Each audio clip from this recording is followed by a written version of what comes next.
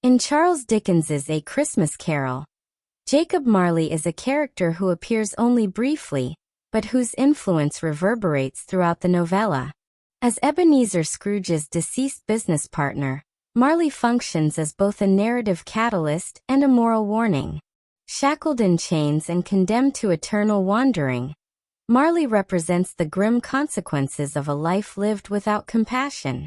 Through his ghostly visitation, Dickens not only propels Scrooge toward redemption but also articulates the novella's critique of greed, selfishness, and social neglect. Role in the narrative. Jacob Marley's role in the narrative is central despite his limited appearances. He is introduced early in the story, even before his ghost materializes, when Dickens reminds readers that Marley is dead, to begin with. This repeated emphasis on Marley's death underscores the supernatural nature of the story and prepares readers for his spectral return.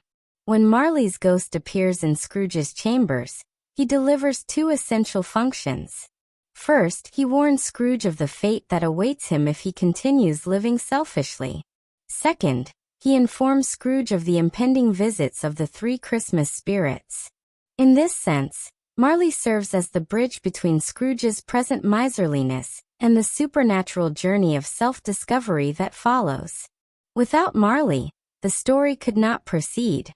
His role as harbinger of the spirits frames the novella's structure, while his personal connection to Scrooge makes his warning credible. Because Marley was once just like Scrooge, greedy, cold, and indifferent, his torment foreshadows what Scrooge risks becoming. By functioning as both mirror and messenger, Marley anchors the moral stakes of the narrative. Symbolic significance. The most striking symbol associated with Marley is the chain he drags, wrought in steel and clasped around his middle, composed of cash boxes, keys, padlocks, ledgers, deeds, and heavy purses wrought in steel. This imagery makes literal the metaphorical chains forged by greed and selfishness. Marley explains that he made the chain himself during life, link by link and yard by yard, representing the cumulative weight of his sins. Through this symbol, Dickens suggests that actions in life have eternal consequences, and that wealth pursued without compassion becomes a spiritual burden. Marley's eternal wandering also symbolizes the unfinished business of life. He laments that his spirit never roved beyond the narrow limits of our money-changing hole.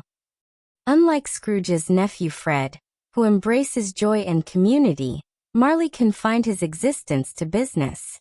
His ghostly restlessness embodies the futility of a life devoted solely to material gain, warning that death cannot erase moral responsibility. Marley also serves as a symbolic foil to Scrooge. While Scrooge is still alive and capable of change, Marley is beyond redemption. Their similarities highlight the urgency of Scrooge's transformation. Marley is what Scrooge will become if he does not reform. In this way, Marley functions as both a cautionary example and a motivator, embodying the path not yet fixed. Broader implications. Through Marley, Dickens critiques the moral failings of Victorian capitalism. Both Marley and Scrooge epitomize the business-driven ethos of the age, prioritizing profit over people. The imagery of chains made of accounting tools and money boxes underscores the dehumanizing effects of reducing life to commerce. Marley's torment suggests that such values are spiritually bankrupt, warning readers that material success without social responsibility leads to moral ruin. Marley embodies Christian ideas of judgment and repentance. His ghostly suffering resembles purgatorial punishment. He is condemned to roam the earth, witnessing suffering he can no longer alleviate. His plight underscores biblical warnings that earthly wealth is worthless without charity, echoing Christ's teachings about the dangers of greed. Marley's fate reinforces the novella's message that salvation is possible only through repentance and good works, which Scrooge still has time to pursue. Marley's lament, "Mankind was my business. The common welfare was my business," encapsulates Dickens's social message. Marley acknowledges that he neglected the actual responsibilities of life, kindness, charity, and justice. His words directly challenge the utilitarian thinking prevalent in Victorian society, which often prioritized efficiency and profit over human welfare. Dickens uses Marley to argue that individuals have a moral obligation to care for others, and that ignoring this duty has consequences both in life and beyond. Marley also demonstrates the power of warnings and examples in moral reform. Scrooge's transformation begins not with abstract reasoning, but with the vivid terror of seeing Marley's fate. Dickens thus highlights the role of storytelling itself as moral instruction. From a psychological perspective, Marley may also be read as a projection of Scrooge's subconscious guilt. His arrival in Scrooge's chambers reflects Scrooge's unease with his life choices, externalized as a haunting. Whether supernatural or psychological, Marley embodies the return of repressed conscience, forcing Scrooge to confront truths he has long ignored. Marley belongs to a long literary tradition of ghostly messengers who warn the living, from Hamlet's father in Shakespeare's Hamlet to classical tales of spectral visitations.